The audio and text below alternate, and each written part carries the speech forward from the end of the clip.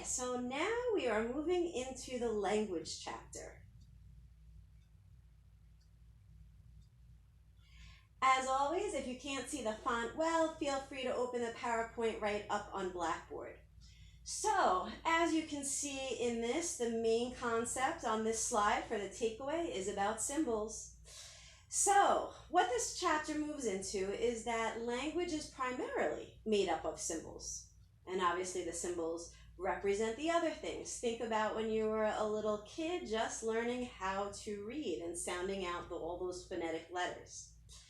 It could be communicated verbally or non-verbally, like we just did in the last chapter. And one of the major things that they point out in the textbook is that unlike hieroglyphics, it doesn't look like the object. And you're going to see lots of examples of this throughout. When we combine them, they make codes.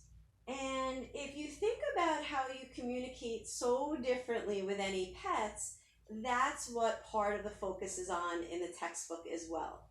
So while it acknowledges that we absolutely can communicate with animals, we can't move anything from time and place the way that we could do with our friends when we're talking about maybe where we traveled or where we want to go, or simply just what happened last Tuesday. So Richard and Ogden have a very famous theory back in 1923 about the triangle of meaning. The basis of this, for what I want you to understand, is this is where we have so many assumptions and so many mistakes and so much misunderstanding with friends and coworkers and siblings. So the three major components of this: thought, symbol, and referent. The thought being the concept or idea. We're going to give an example of this in just a moment. The symbol being the word that represents all that. And then the referent, the object to which the symbol refers. I know this sounds a little bit confusing when we talk about these jargon terms, the technical part of it. But they give a pretty funny example in the textbook. And this is actually a pretty famous example. If you think of what rhymes with log, you might come up with, again, you can yell it out. I won't hear, but you can try. You know, if you think of a dog, right? So they give the example in the textbook, you and your roommate want to get a dog. You both have very different ideas of what it might be. Maybe it's a rescue dog from the shelter. Maybe you want a big dog. Maybe your roommate wants a small dog. I know when I was growing up, I had my Marshmallow. He was a mutt. I loved him so much. But if I were ever get a dog again, I'd probably want a Siberian Husky. So those are very different things that we're talking about just when we talk about that big abstract word of general, of dog. So again, the basis for this that I want you to understand as the takeaway is that this is where so much confusion can come in our interpersonal relationships. And that's why I'm getting into some of the definitions here. When things are abstract, when it's general, there's more leeway for misinterpretation. Now, sometimes we do that on purpose. When you were younger, you might have gone out the door and yelled to your parents, "I'll be home later." Well, later is a very abstract concept. Then maybe your folks wanted something more concrete of, we'd like to know exactly when later is. In fact, you're going to be home before 11 o'clock. So again, it's not that one is good and one is bad in terms of abstract and concrete being when we get specific. It's just that there's less room for confusion for it. But again, if you think about our informative speeches, in the beginning it was pretty abstract, and hopefully you found that was a good thing, that you can pick practically any topic that you wanted. And then we narrowed it down and got more concrete with that specific goal.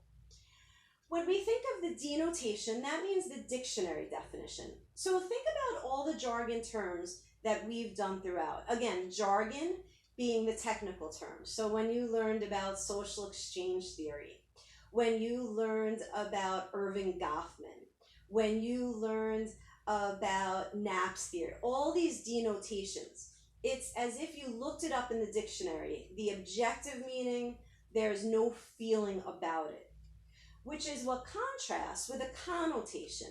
The connotation is what you automatically feel when you hear a word. So you could think about it in terms of names. I know when we talk about this in class, we think about names that are really outdated.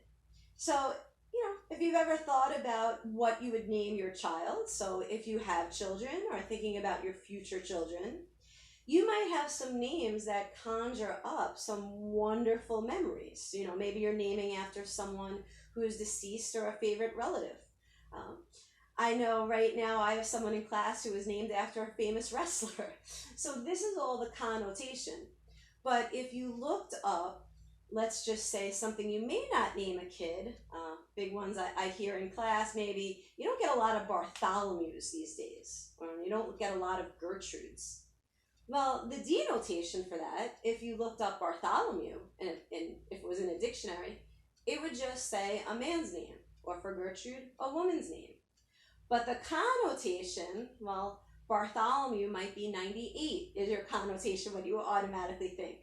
Or Gertrude already comes out 87 years old from the womb. So again, what we automatically think. When we talk about the idea that language is learned, it's arbitrary. There's no meaning until we give it meaning. So for an example, for lots of years, apple just meant something that we eat until all the computers came along. And then there might be confusion where all those things come across.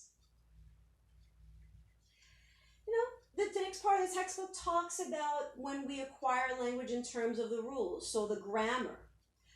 That's debatable, the nature versus nurture argument, if these kinds of things are always innate or we pick it up as we go along. The idea that we have creativities with language, think about if you love to write, think about if you create your own poetry, think about if you were a rhymer or you freestyle, all those kinds of things about how we create our message.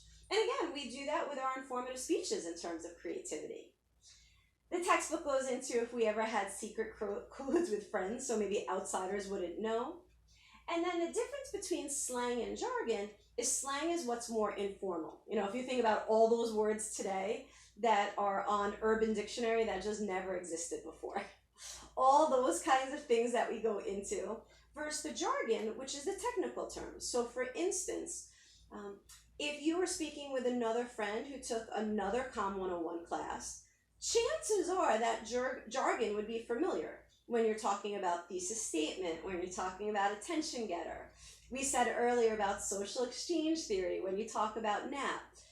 Any kind of jargon term is what is professional within the organization. So for us, it would be Com 101, but think about your work lives. So for instance, if you've ever worked in a grocery store, if you know the code for bananas, or if you just go to grocery stores a lot, you could yell it out and probably still won't hear.